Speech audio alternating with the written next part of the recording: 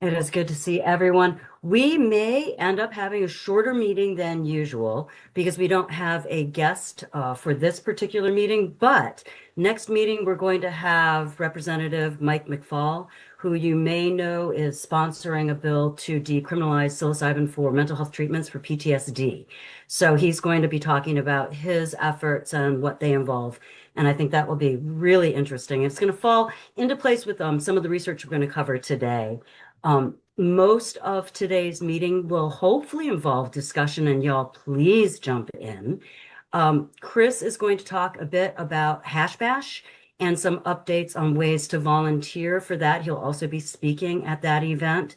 Then we're going to do sort of a headline, what's the shape of the debate right now in psilocybin, globally and locally, and then ask any of you if something is happening in your area that we should know about. So if you've got an update you'd like to share with us, that would be grand. And then we're going to talk about how to approach skeptics in discussion and a number of ways to think about that if you've ever had a difficult discussion or if you've ever been a skeptic, just to open that conversation amongst us as a group. And then we're designing a candidate survey. So we'd really like your feedback on what you think needs to be on that candidate survey. Chris is going to have an example to put up on the screen to share with all of you. And then finally, we really would like from you discussion topics for our meetings. What do you think we need to be touching on? What might be we might be missing? Um, you know, I'm monitoring the chat, so send me anything. I will stop any conversation if you make a point immediately that should be introduced. Other than that, we'll keep the chat recorded and get back to you for the discussion part of the meeting, which is the last half hour or maybe more for this meeting. So welcome, everybody. As you know, I'm Cecilia. I'm the beekeeper. Very interested in alternative therapies that involve the animal kingdom, the plant kingdom, and fungi kingdom. Chris, Elena? Hey there, how's it going? My name's Chris Kurtz. I worked on Decriminalized Nature Ann Arbor. I was on the steering committee back in 2019 and 2020 when we lobbied the local city council here in Ann Arbor to decriminalize plant medicines for us. I built our websites as well. I used to build websites for festivals like Entheo Fest and basically set up a little place here in Ann Arbor, a little safe haven for people to come and get their medicine for as affordably as possible. And now we are trying to spread this idea further around the state because this is the way to bring this medicine to as many people as possible is to create open access for as many people as possible. So that's been kind of my mission in the background for the last 5 years or 6 years. But now we are finally taking another three-dimensional run at it here starting this past November. So I'm sure we'll learn a little bit more about each other as time goes on too. And eventually we want to give you folks a chance to talk about yourselves a little bit. But once we, get kind of out of the roadmap and first production stages, we'll have more time. And as people throw their hat in the ring too, we'll have more time. So yeah, Elena, go ahead. Hi, I'm Elena Sims. I have a background in social work, so I kind of came into this work by looking for better ways for uh, taking care of my own depression, but also helping a lot of the patients and folks I was seeing in practice. And honestly, psilocybin and a lot of plant medicines have opened things up a lot for people. Um, I've been lucky over the past, like, gosh, almost 2 years working with Chris, doing a lot of consultations for, microdose treatment and really trying to support people as they're learning more about psilocybin. So um, this is exciting too, like, because one of the things that we hear all the time is that's great that this is happening in Washtenaw County, but how can we get it done in more places? So that's really the focus of Decrim, is just increasing access everywhere. Thank you. I'll jump right into the next one then here. So yeah, thank you again, y'all, for joining us again. Next week, or I should say 2 weeks, March 18th should be an incredible meeting with Mike McFall. He's a state rep. He's the one who put forth the PTSD psilocybin bill. And it's a little bit stuck in committee, but he is fully willing to lend his voice to our movement. And kind of get his allies involved too. And if we're giving these folks a place to show up and speak and kind of lay out the things that they're supporting. So that's uh, that's kind of as we kind of gain momentum. And here I'm also gonna hide myself view because I can always just see um, myself just staring at myself. I'm like, who's making eye contact with me? It's myself. Anyways, so he kind of once we give people a platform here, the momentum will keep building. And I know Ellie Savitt, the county prosecutor, he's running for state attorney general. We're going to mention that a little bit later in the meeting too. He'll come and speak and share a little bit with us and go over some strategy with us as well. Once he has his plate a little bit more clear after April. And we're expecting some other politicians and community leaders to come and speak as well. A woman named Louise Hecker, she did an anti-aging study with psilocybin in mice, and it was the one it was really popular this past, I think, fall or summer. And she's gonna, I think, lend her voice here too, or come and speak and do a little presentation for us as well. So got some awesome things coming up this spring. For Hash Bash, it is kind of the weekend long. They have festivities all weekend long. There's like a location at a hotel, but we will mostly be located on campus, just on the campus location in that Saturday, April 4th. And we will be there at a table as DPMI. We'll be sponsoring it, so we'll have our name in a couple places. But our main goal for that is to basically just spread awareness for our group, and to let people know that we exist and there's a place to show up and make change. So that usually like that'll if anyone wants to volunteer for that, that would be it really I know a lot more people fill out the survey that we put out, and that will like people mentioned they would like to be part of a community event or table an event. So it mostly just comprises of hanging out at Hash Bash all day and hanging out with like-minded people and just saying like, hey, are you interested in helping decriminalize psilocybin? And if you are, then sign up for our newsletter and come to our online meetings. And that's usually the best way to find folks is kind of on the ground level at a event that's kind of related or has similar common interests. And I know I'll be speaking there for sure in support of decriminalization and support of this movement. So maybe some of our other directors might be there as well. But anyone who isn't volunteering, definitely come and say hello as well, and we can meet some of y'all in person when it gets warmer here. So again, yeah, that's April 4th, and as it gets closer, we'll be like discussing what time we'll all show up and things like that. But it's a pretty low key. Well, it's high energy, but it's pretty low stress, just kind of fun day. Um, and let's see. The so um Well, Elena the and I can cover some of the other topics unless you want to talk about some of the tasks people might be doing at Hash Bash. Yes, total. Thank you. That's I also wanted to mention the deadline for signing up uh for to become a Democrat in order to vote in the Democratic primaries on April 19th is the deadline for that is March 19th. And we've discussed that at prior meetings. Why we're bringing that up is for people who are new here. County prosecutor Ellie Savitt, he's been a massive supporter of decriminalization. He's extended protections for the entire county after we decriminalized in Ann Arbor. And he's running for state attorney general now. And the primaries are in later April. And people have to show up registered as a Democrat and vote in person. And it's like a few thousand folks will decide an election of the entire state on that day. And then the actual election will happen later in fall.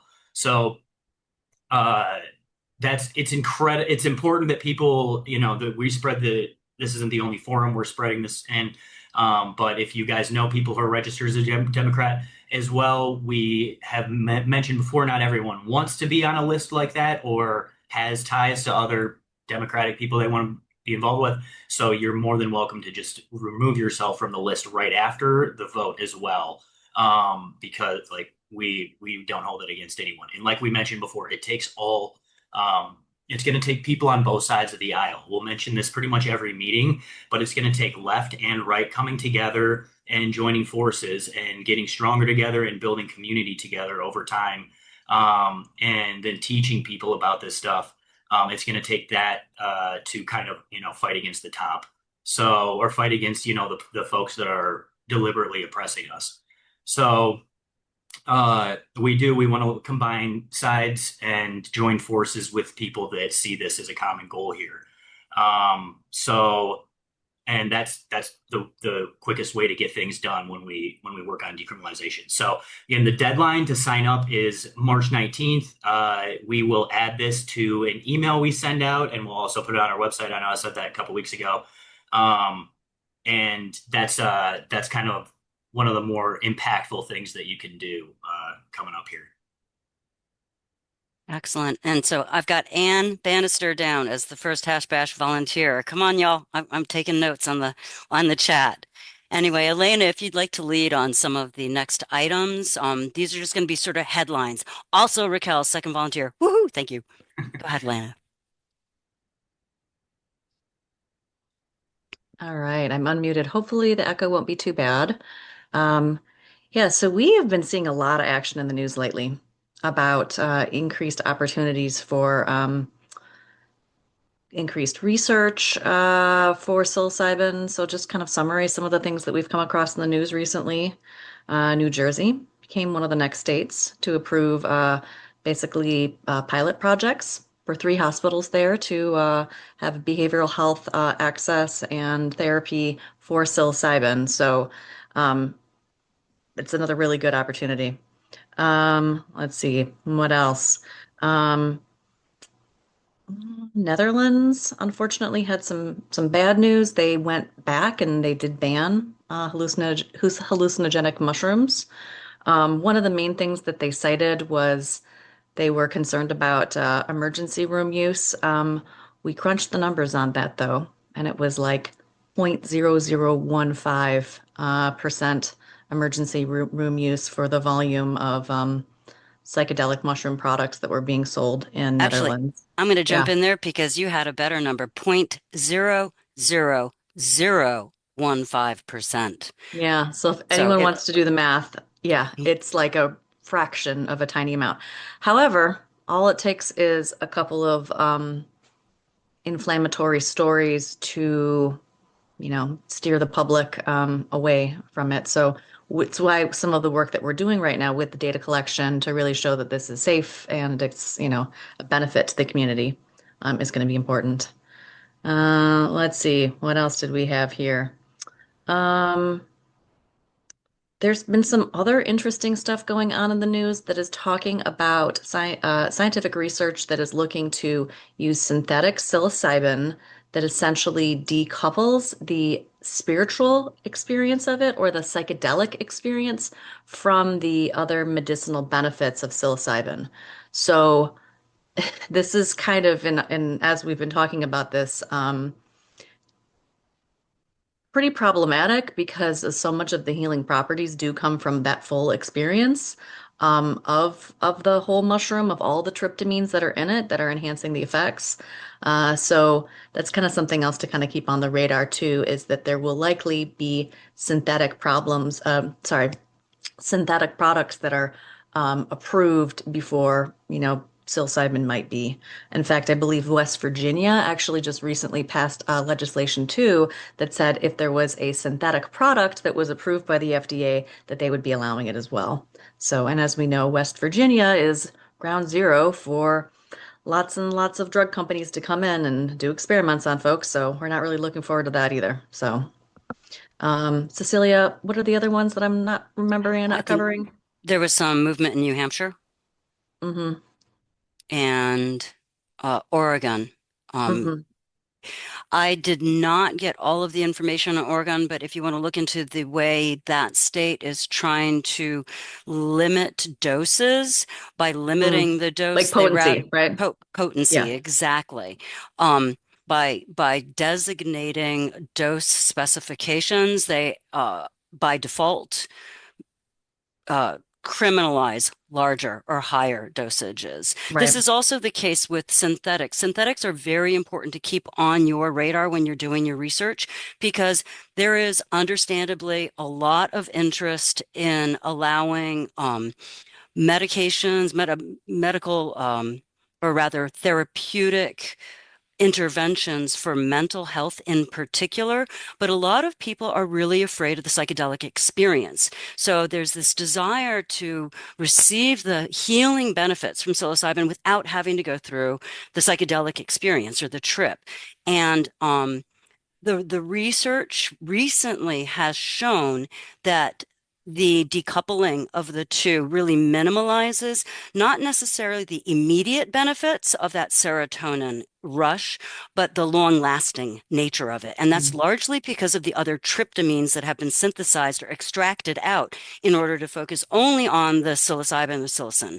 So, synthetics are going to be probably one of the largest issues on our plate in the future because they can jump ahead and supersede the use of plant medicines if they receive FDA approval. FDA approval then requires states to either agree to or agree not to allow their treatment, but as a result, it does tend to put on the other side of the usage line, um, personal use, gifting, growing, and even more problematically from a lot of perspectives, traditional and ritual use.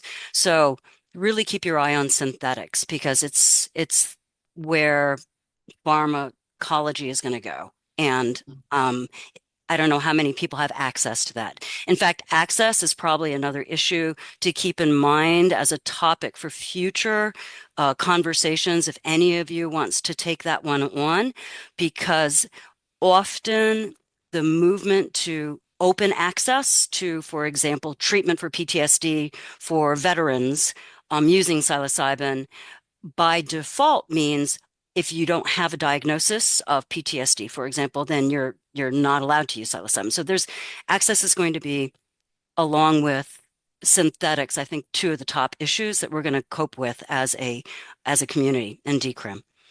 Um, and then other than that, were there any other Mhm. headlines? Oh, one Did more we mention the point. one in Washington State? Did we talk about that one at No, go all? ahead. Um, yeah, so in Washington State, there's actually two different pieces of legislature that they're considering. One of them is definitely a heavily weighted medical model. Unfortunately, the problem with that one, I think it's Senate Bill 5921.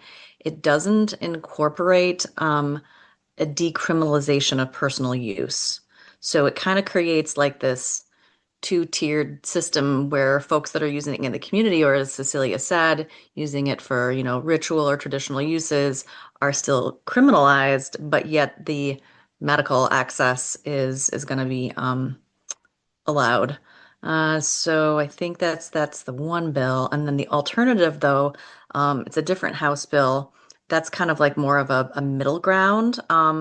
They have kind of a hybrid model where it's like facilitated adult use.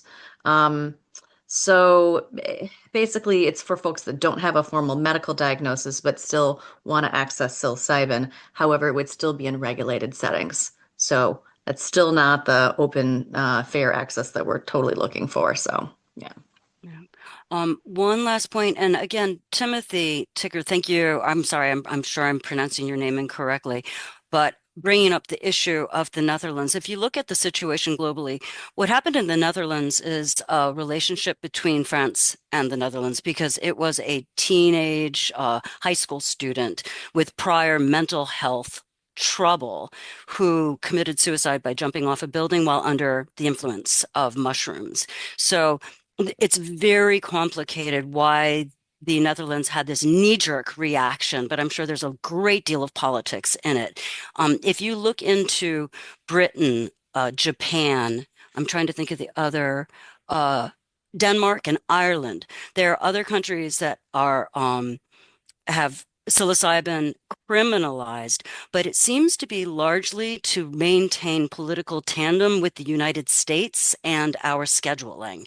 So, there's as Anne puts in the chat, this may be an issue of access to put on the candidate questionnaire because it's obviously a political issue, and how these medications or how these plants are being used gets terribly complicated by legal precedent and immediate political relationships. Um, and I think that's what Elena and I had on our plate. And Chris, if you would like to take over the larger discussion, and here, all of you, please feel free to jump in. It's about how we deal with skeptics and how we frame our conversation so that we aren't alienating anybody and broadening the discussion about psilocybin. Go ahead. Totally. Thank you. I do want to touch on a couple things you guys brought up as well, in terms of like the headlines and such. With Oregon, they actually they're looking into introducing a potency limit, which poses obvious problems with what people actually want to use this stuff for versus what the state's telling them they can use it for. And then that just becomes a trickle down of more rules usually, and more licensing and more fees and such. So also they're set to meet in March. So they haven't even necessarily come up with those yet, but they're going to have a kind of a focused statewide gathering of everyone to make these decisions, especially the people that are licensed to manufacture, I should say. And then they've also introduced quantity limits, which that in Ann Arbor, we fought hard to not have that happen. The main reason being so therapists could have, supply if they needed and not have to feel worried about getting rated for having a few ounces worth, or like 4 ounces. When you're helping many people throughout the day or week, that can be pretty quick. Or that supply can go pretty quick. So in Oregon, they've made it so service centers can only have 100 grams of analyte, and then manufacturers can only have 200 grams, which is a very, very small amount. So it's almost like akin to personal caregivers as far as marijuana plants, where you can only have a certain amount of plants if you're helping people, which I guess increases the overall amount of licensing, but overall you're putting more restrictions on people. So, and then in terms of the synthetic versus natural, there is research with other substances as well. There's something called Cambo frog, and it's a frog poison that's scraped off a frog's back or like taken out of a frog's back. And you basically put a burn in your skin, and then you put the poison in the burn, and it gets in your bloodstream that way. And you get sick for about 15 minutes. You feel like you have the flu. Then they wipe the poison out, and then you kind of feel back to normal. You feel like incredible after that. And warriors used to do this before they'd go out and hunt. And afterwards, you don't need the same type of food and water intake, and you don't need the same type of sleep. So they could just kind of stay out and go hunting. So scientists discovered, like, they tried to synthetically create all the different tryptamines and compounds in Cambo frog poison, and they did. And when they would apply it, it just did not have the same healing effects, or kind of the same like spiritual healing effects in addition to the mental healing effects. So there's something about the entourage effect when these things are grown naturally or found naturally in the wild. And I don't know if they can put their finger on it other than, things happen differently when they're distilled in a certain environment versus in a lab. So just some interesting points. And yeah, just the fear that they are going to patent this stuff and then say that you can't grow a different form of it is kind of the worry, with the types of core decisions they're making without precedent these days, especially. Okay. Basically, for skepticism, we're going to be like, basically the name of our game is convincing folks that they want this in their area and that this is a good thing for them. So I used to be one of the biggest skeptics in the world. I was, a pretty like kind of by the book medical person. All my friends would do psychedelics growing up, and they'd all be freaking out doing acid in school and stuff. And I was just like, that's definitely not for me.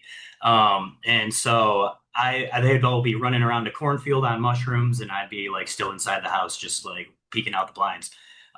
So I always had like this big fear thing of letting go. and even deep into addiction and with heroin and meth addiction. I lived out in Las Vegas and was just running wild for a little bit. And I tried basically everything under the sun to kind of hit my addiction, and tried all types of experimental medications. And the last thing I wanted to try was psychedelics, and something where I would feel even more out of control potentially than I already was. Um, so even some of the more kind of people, like I would have considered myself left leaning back then, and also obviously open minded to using mind altering substances. But still, I was even harder to convince. I was basically at my wit's end, and that's what finally got me to kind of seek this stuff out. And even then, it was illegal. It was very much underground. There were no decriminalization movements back then, so it was kind of a scary thing, and just a very, very, very new thing to venture out into. So, kind of the people that we're obviously going to be convincing are local politicians. And luckily, now that it's been 10 years since I first tried this, um, a lot of politicians that we are coming across, they've also tried it. And in Jackson also, one of the city council members, he was a powerful voice on the night that they decriminalized it. And he said that he's tried it and his wife's tried it, and it really changed their life and kind of saved their marriage.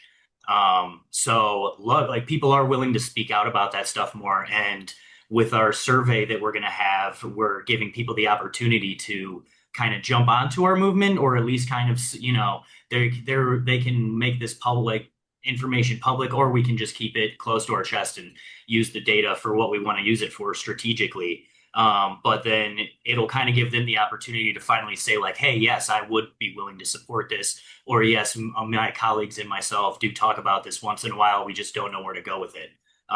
So the kind of the thing that people like, they're like, obviously we've all ran into people where we're like psychedelics, they're open-minded to that. And like we're kind of preaching to the choir here, when we're say like we don't have to really convince, I don't think, many of you guys that psychedelics are a good thing here, or like the decriminalization is a good thing. But some of the uh, kind of questions that we might be up against, like that we kind of might not see coming, or that might be off the beaten path a little bit more, or that when we stand up in front of city council and we have a bunch of citizens of the town in the audience asking us questions, why are you coming to our town bringing this? Why do you support this, or why is this a good thing? That we're ready, and that we can talk about it comfortably, and that we can be ready to be challenged. And part of that is, like Cecilia's talked about before, is talking about this with your friends and family. And there's resources on our website we've brought up before that you can talk to people about, or introduce this in a soft way that's approachable for even the most skeptical. But really, just practicing is the best way to talk about this stuff. I know that a lot of people, they show up to these meetings because they don't have people in their regular life that they can also kind of toss the ball back and forth with. So that's why we want to kind of give people a little bit more chance to participate as our meetings go on. But then it also, like, it takes practice, and it takes some failure too, to try to convince people. There's convincing people on a personal level, and there's convincing people on a professional/political level. I've like yet to convince my family members to try this stuff, as much as immersed as I've been in this, in activism and helping people and making this like my complete life. I'm still the black sheep in my family, very much. And I get kind of weird looks when I start like bringing, like when I'm like, hey guys, come and check out this meeting or whatever. Then I get like, I'm rocking the boat. So I'm like ruining the peaceful family dynamic by bringing up something that's helping people. So you can get faced with some scalding opinions, especially from the people that you know best. And so kind of knowing when and where is to bring it up is definitely strategic. And I think it's important to be able to just read the room and kind of know what you're up against in the first place. But sometimes stories can be important, and that can be like, when you know, it can be for really both. It can be stories and science. And like when I think about convincing my mom to try to microdose, I mean, there's like people that would be my grandma's age that I help them with microdosing or like macrodosing and connecting with spirituality. And I'm just like, man, if my mom could try this, her life would be changed. Our family dynamic would be awesome. And so there's times I've convinced her with where she's noticed my improvement in my life, and that's also a great way if people are noticing you changing with this stuff.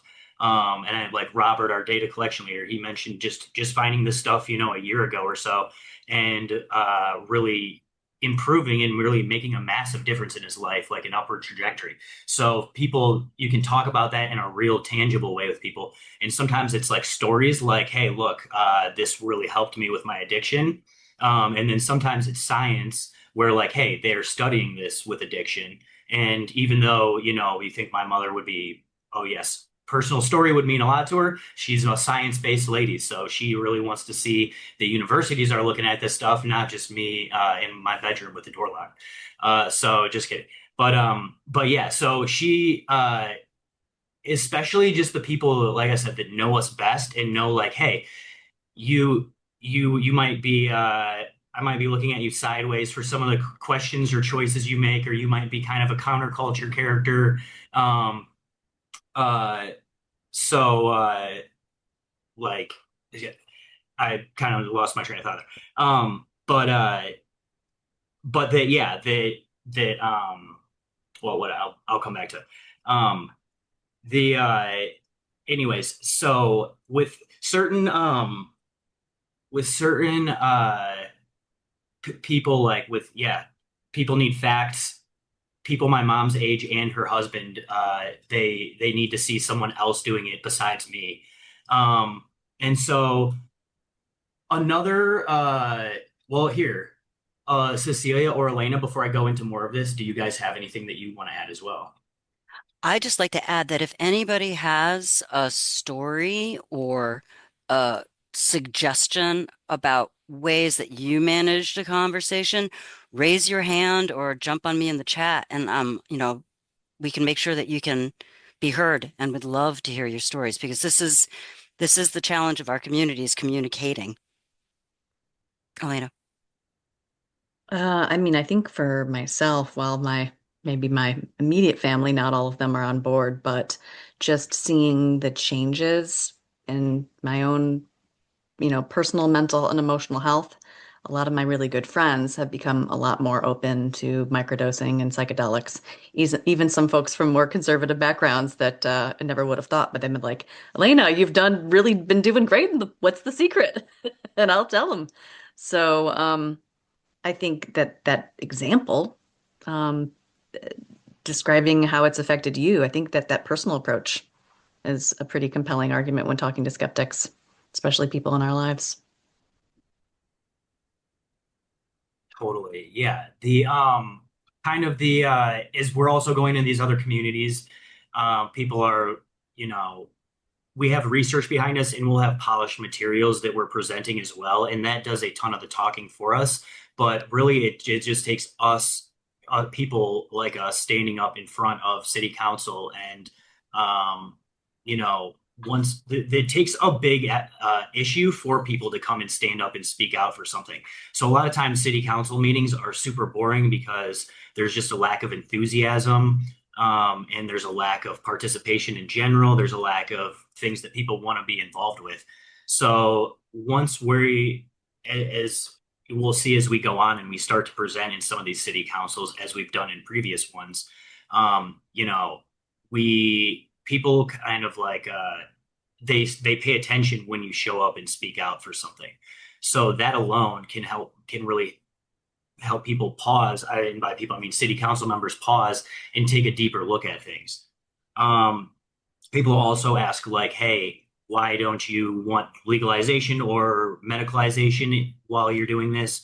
And we've covered a bit about that, but the main thing for the newer folks too is that decriminalization is the most open access format, and it does not prevent anyone from licensing or affordability. People can grow their own that way. So we expect to get faced with the issue of like, why not have a local economy with this, or why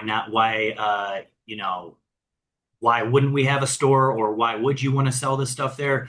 And we are not arguing for commercialization. That is like the main point of this, is that we're going into these communities as activists and educators that have been previously successful, and that have a successful formula. And that we're saying this stuff is medicine and that can help your community heal and rebuild. And that you don't necessarily need to turn it into an economy of any type. Um, so does anyone else actually have anything you want to share too, or any stories of having to convince someone or someone not believing that,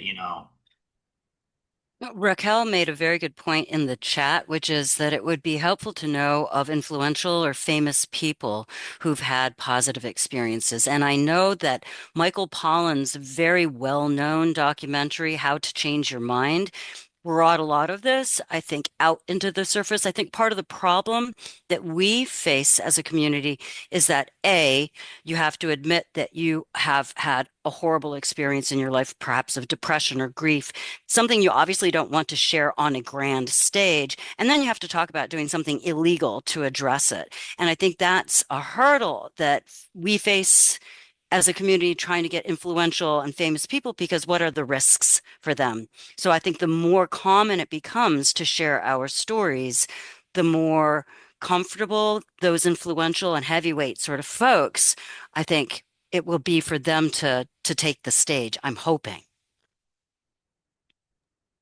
totally. Yeah, there are just kind of like some bit more influential politicians that we are kind of waiting to send our digital deck to, and and have our materials polished, be able to send our video testimonials to these folks, and then saying there, now you can kind of represent our movement now, and then they'll be able to send stuff to people that they want to have involved. And there are all types of people that now, once we are now once again once we have the ball rolling here and we have our materials coming in, and we're going to post our materials, our video testimonials on our website for people to access. We're going to have a trifold brochure they will be having printed out for our events, but that other people will be able to access for their local movements once we get those jump started. So things like that, that's what we're building here towards. And then once we have this all in presentable format here, and we have our candidate data survey ready, we have our data collection having pulled in some data, then we will be ready to go forth and really the people that have kind of committed to writing influential letters are really great too. There's, as far as some high-ranking military personnel, there's awesome scientists, there's athletes, there's some NHL players, NFL players, there's some comedians, there's a local Detroit comedian, Sam Talent. There's the Atari's lead singer. His name is Chris. He said he'd be a voice for us as well. So we have some awesome people that we're kind of just waiting until we have some stuff to really go forth with, to kind of round up those folks here, and kind of wanted to get the ball rolling for these meetings as well, and make sure that we have our ducks in a row before we start kind of inviting on extraneous folks like that. So Chris, can yeah. you unmute Jim? Because I'm trying to unmute him and he had his hand up. Up, I think you're able to talk, Jim. Go ahead. Oh, okay, cool. I just wanted to add to what you were talking about, Cecilia, with the stigmas and how to battle some of them. And one thing that I've always used is veterans and PTSD as and how that helps them. I work with a couple veterans at my local lodge down the street here, and at the American Legion, and they really appreciate microdosing. And recently, a friend of mine, I had given some, just like point 0.3 mushroom gummies to. She's been going through cancer, chemo and whatnot. And I was asking her if she was smoking cannabis and what she's doing to kind of alleviate her pain. And she's like, I don't really smoke as much cannabis as I do use the mushrooms because they make me feel just so good and so relaxed and so I just in touch, you know. So that's an important thing. And it's it not being synthetic, I think is an important thing too. Because some of these synthetics really don't have that connection to earth or to like, you know, this other power that we have to remember that is there. Like things like ketamine, I don't think connect in that way, obviously. So that's my 2 cents. Yeah, Thanks. on the point of the vets, there is a fantastic documentary called In Waves of War, and it is produced by an organization out of, I think, DC right now, capital V, capital E, capital T, capital S, Vets. It's veterans looking for alternatives to pharmaceuticals for PTSD. It's exceptional. And we get a lot of people in the store, in fact, vets talking about that particular episodes of those episodes that they watched that they had lived that influenced their decision to come into the store and try mushrooms.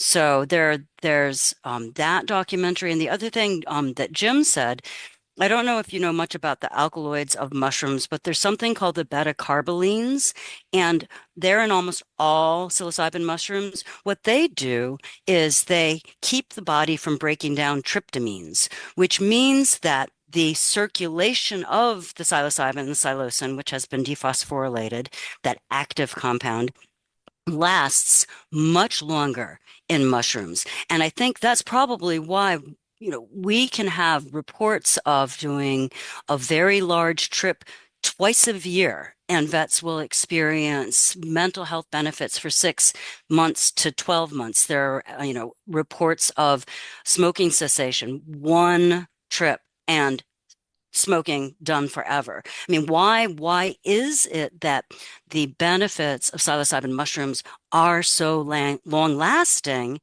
And is it perhaps because of other alkaloids like those beta carbolines that are not in the synthetics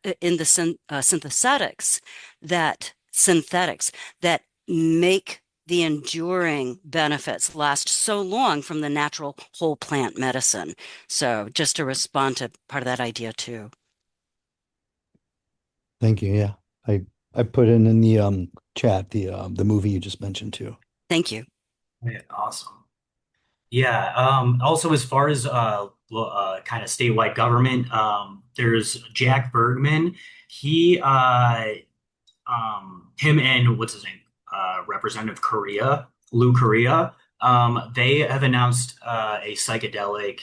It's psychedelics advancing therapy caucus for Congress. So they are trying to bring, I think they are talking, not I think, they are bringing up funding for this stuff to do research for it. And because Bergman is I think he's a lieutenant general or he's a retired. And so he's Republican leaning, but for actually in the face of skeptics, veterans are going to be probably the tip of the spear as far as being, from both sides of the aisle, but also just kind of typically stoic, not kind of immersed in counterculture, is kind of the like stereotypical veteran by the book, following the law. So the fact that they're now publishing articles about that in the VA magazine, and that they're introducing bills from actual veterans themselves, is an awesome thing here. So we reached out to him as well, and hopefully we'll let you all know if we hear back from him by next meeting, to try to kind of intertwine our voices in some way if we can here.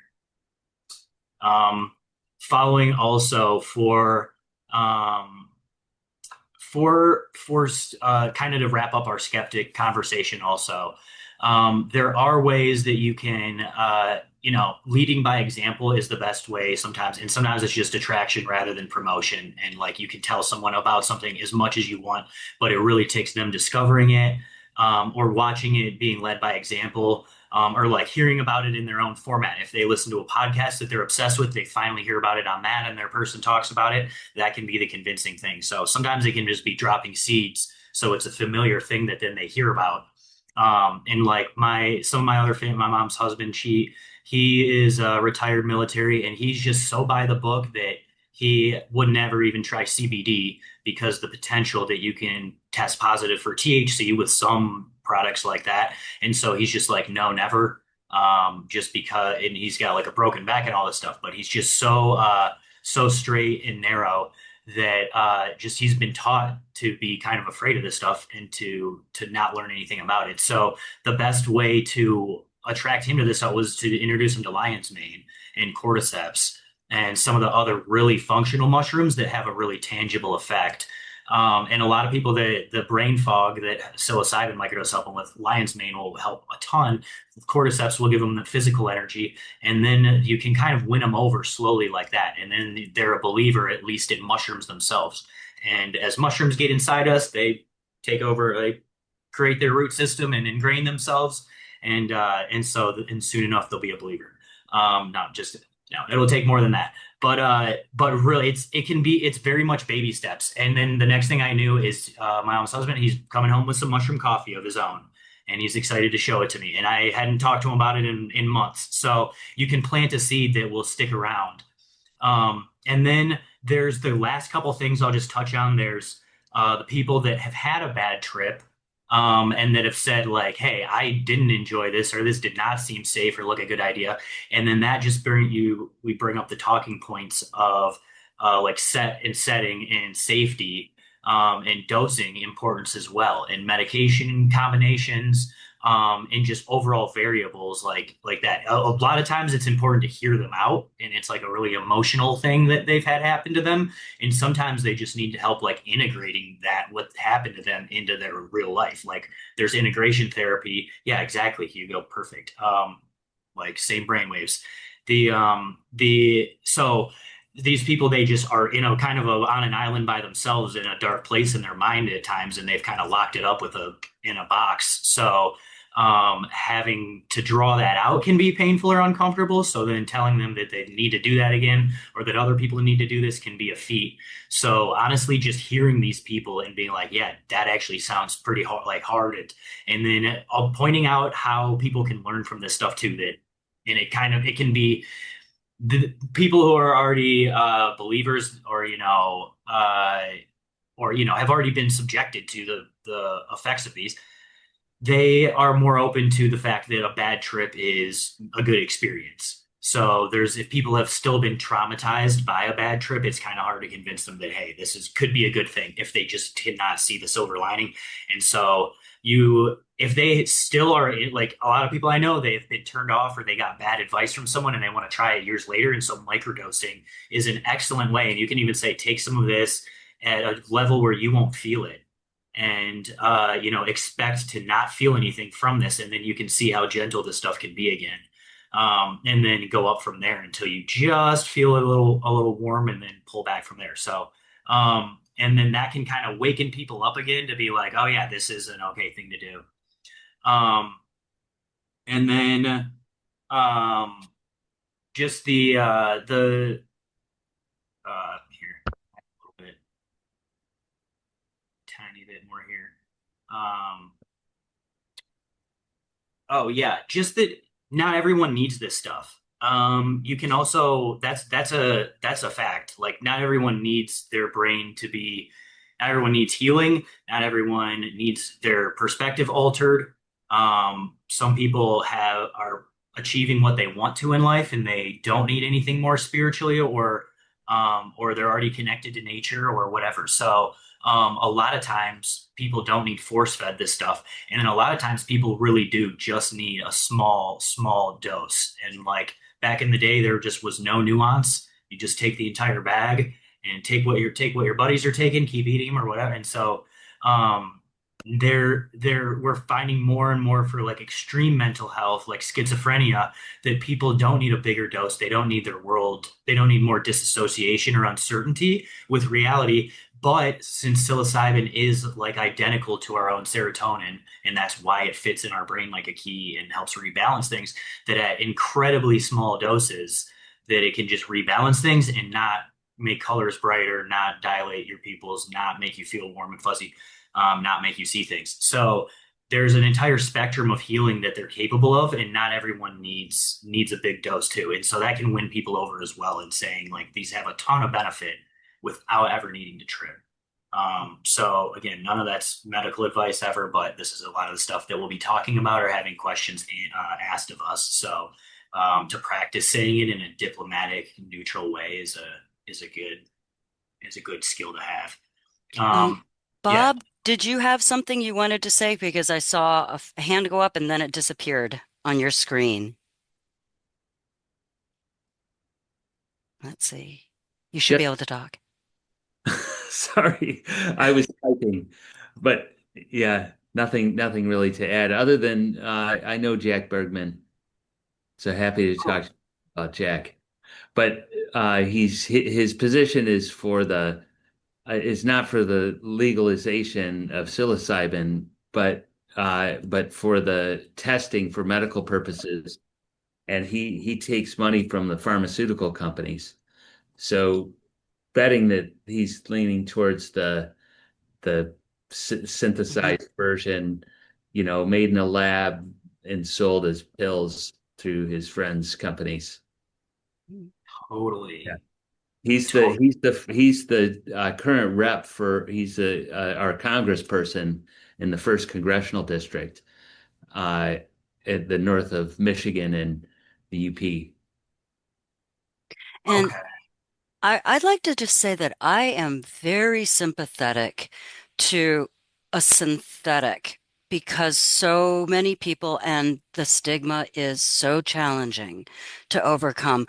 We need help because pharmaceuticals, the state of antidepressants and their effectiveness is really pathetic. And it's also been, what, 30 years since we've had a breakthrough in the field.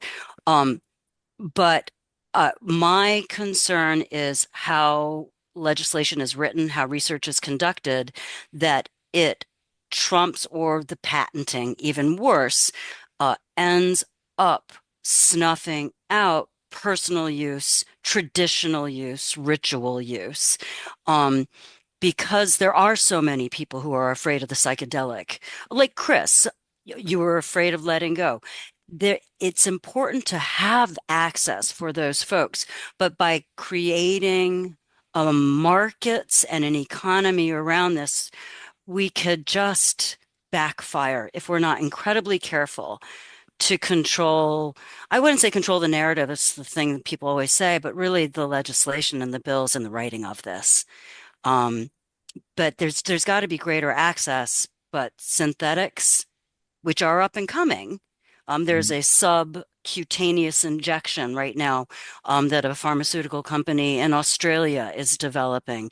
Really promising. But again, what does that mean? And we've got to keep our fingers on that pulse. And plants open. Yes. Yeah. Yeah. Would you say plants open? Yeah. Yeah. I mean, there's just the going there's a difference between, when you talk about anything we put in our bodies and you talk about ultra processed food, which is the most dangerous food that we can have, then what does ultra processing psilocybin do to us? And are we losing some of the benefit that we're really predisposed to digest, as plant matter, through our history. So anyway, I don't know if they could make the same thing in a pill form. They're trying, but perhaps that's the problem. And one of the reasons why we had the trouble in the Netherlands is this idea that we can take these plants as if they were a pill form medication. And that's a whole cultural approach that's totally inappropriate. And it's also why we've gotten here. And then we need the plants. Yeah, So, we need yeah. the plants. Yeah, and Elena, who spoke, Elena Jaster, a few weeks ago, she about a month ago now, she works for a company who develops these new drugs that are like psychedelic properties, but you don't hallucinate, or you can have the same healing abilities, which it's kind of hard for me to like wrap my head around that. I'm like, a lot of the time spent is like laying down with your eyes closed or staring at patterns while your brain is getting rewired. So it's like, are you still just kind of like staring straight ahead at a wall while your brain is getting rewired, except it's just not colorful? Like it's hard for me to get a beat on. Or is it just, injection and then 10 minutes later you're feeling those chemicals have laid down and you feel good. It really is interesting.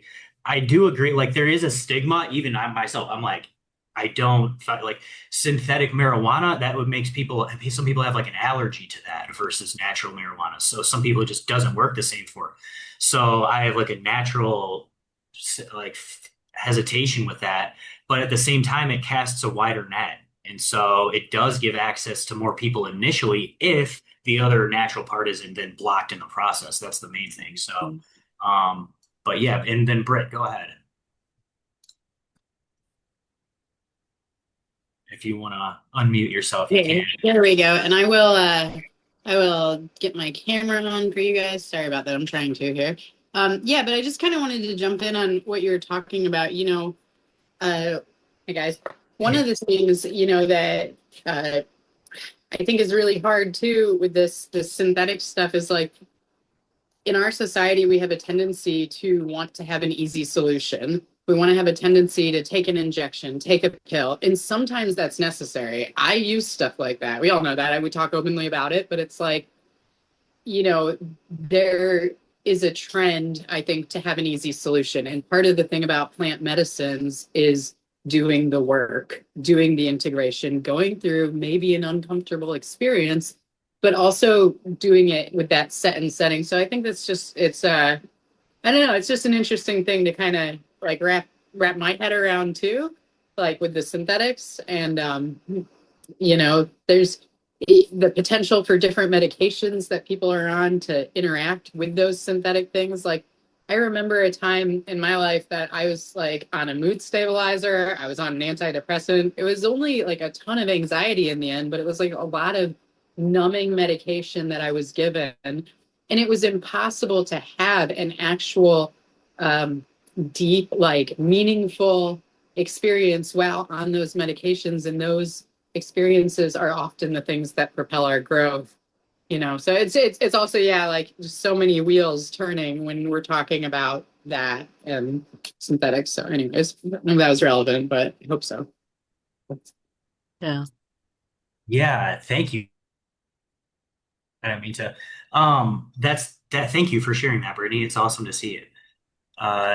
That's the like allergies, and then also the potential that a synthetic version can get around medications that would normally be blocking regular psilocybin. There's that potential, or that it would be extra blocked. So yeah, here, and then someone else just dropped in the chat as well. Yeah, oh, that's cool that there's clinical trials going on in California that Timothy said his friend is signed up for. Um, yeah, and then ketamine as well.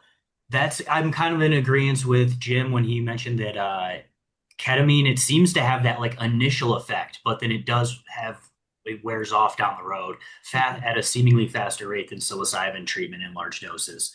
So whether that's the synthetic thing or just the composition in general. And then I'm of the mindset where it's like doing this in a clinical setting would be not ideal, but at the same time, some people absolutely need that, and they need someone there telling them that it's going to be okay as well. So like, yeah, the medical setting is kind of like a necessity for some folks, and it was that way with marijuana as well, where they needed it to be medicalized before they're willing to go out and seek it out to help themselves. So that's a little bit smaller, but it's kind of weird. We kind of have to think about all these folks, and like the equity is a word we'll bring up as well going forward. And that's like making sure that this stuff is equitable to people at every level of society, that what we're doing is making an impact for the people that really need this most. And like we've mentioned before, medicalization, recrealization, and just regulation in general usually comes with price racketeering, overregulation as far as like licensing requirements and pricing people out. And a lot of time, or medical models, people can't afford it, or they can't get the licensing they need to access this stuff.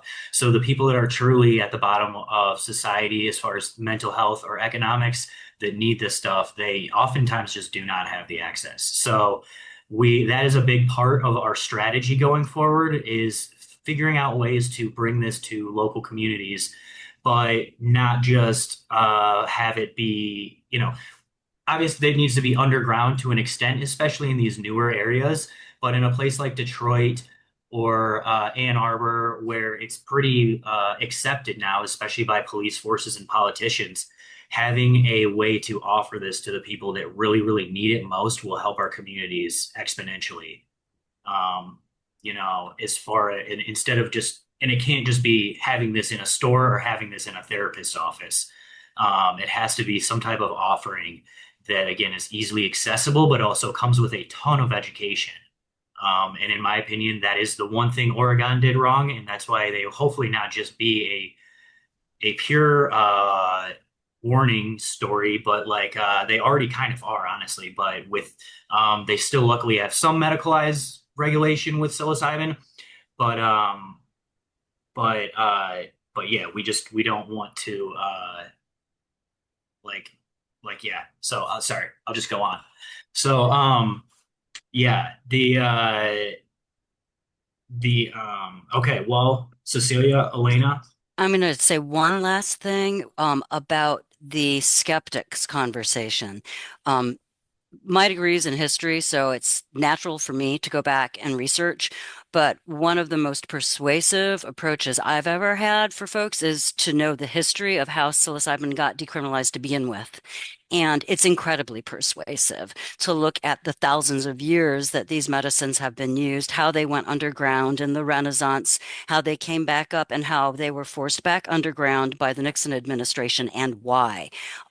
There's a very fun read. It's a book called Tripped, Tripped, and it's about the development of LSD. Psilocybin's in there, but it does explain the context and the incredible beneficial research that was being done on psychedelics for mental health therapies in the 30s and 40s and 50s, and what happened when and why they were shut down almost overnight with the signing of the scheduling bills. So I think it's really worth looking into the history of psilocybin and the criteria that were used to make them illegal, that they had no medical benefits, that they were highly addictive, all of which is just simply not true. And once you start to see that basket of lies, it becomes a lot easier to develop a new narrative that people are really open to about, oh, no wonder they were created illegal, because there was a large community that was problematic to the Nixon administration. There were red herrings he was trying to use. Anyway, look into it. I think it's a great resource to stick in your toolkit for talking about psilocybin, particularly with somebody who is initially skeptical of their beneficial use. And that's all I'm going to say. Yeah. That's and for our YouTube channel over this spring and summer, we're going to be working on some kind of longer form video essays that are going to be awesomely historical, that are going to go back into why psilocybin was made illegal back in Nixon and Reagan era. And it's going to be historical, and it's going to cover how things went in the recent history, and then what we're going to be doing to change things. So we have some awesome polished video production that we're planning on coming out with too this summer. I think, oh yeah, also to wrap up my thought on Oregon, people make fun of the way I pronounce that. I apologize for the natives, the native Oregonians, I should say. They are becoming kind of a horror story, a story of warning, because they passed all this regulation without any programs put into place, as far as they decriminalized all drugs and then made really no extra safety nets or no extra rehabs or no extra really resources. They didn't really educate the local communities on what to expect, on what these substances were that they were decriminalizing. It's only if you were like really following the story could you really get an in-depth education on it. And even then, it's like they clearly had issues in the way that they rolled things out first. So again, when we are bringing this to people and giving people access, the important thing is that the people that are giving it out are educated and not just government regulators. Okay, y'all. I'm gonna say let's go over the candidate survey next in 2 weeks here, and then we'll get a little bit more. Han- uh, we'll tailor that a little bit more, and then we'll get Mike McFall's opinion on that too. And in future weeks, if there are topics that any of all y'all want to cover and go over, let us know. We can, put things on the agenda. I know that we have a lot of experts and a lot of folks on every meeting that have really, unique perspectives, or maybe you found a little bit of news that we all need to be talking about and discussing too. So we'd love to hear more from everyone. Yes, totally. Let us know if you'd like to see this taken in a certain direction or just something peripherally covered, talked about, strategized about. And then once we present our digital deck, we'll be sending that out hopefully the middle of next week sometime. But then we'll be presenting it at our next meeting with Mike McFall, and we'd love to get some more input on that as well. It'll be kind of in its final draft, but again, if people have input, then never hesitate. It really takes kind of everyone checking every blind spot and turning over every stone to move this thing forward. So thank you, y'all, for your participation. Appreciate it a ton. Michelle says hello. She was busy at the last moment. She'll come with some awesome research next time as well. And we will be reaching out to a few of y'all who reached out about volunteering, who emailed about joining committees. Thank you a ton for that as well. And we will have an awesome meeting in a couple weeks here with some speakers and some more stuff to do here.